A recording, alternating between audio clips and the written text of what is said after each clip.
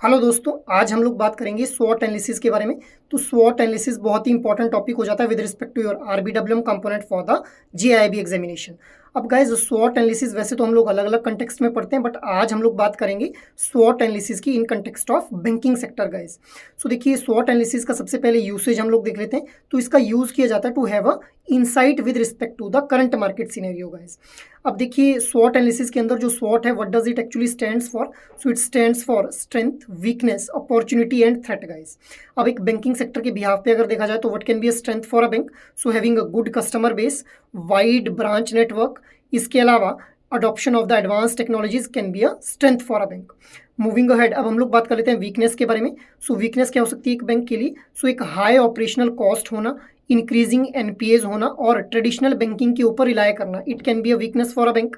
अब what can be an opportunity for a bank? So opportunity की अगर बात की जाए, so financial inclusion can be the opportunity for a bank, adoption of fintechs, adoption of digital banking operations with respect to products and services. So it can be a opportunity for a bank.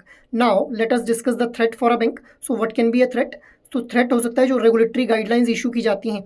इसके अलावा अगर कोई हमारा economic downturn हम लोगों को देखने के लिए मिलता है, so it can be a threat for a bank. So I hope now this स्वॉट analysis is clear to you all. Thank you.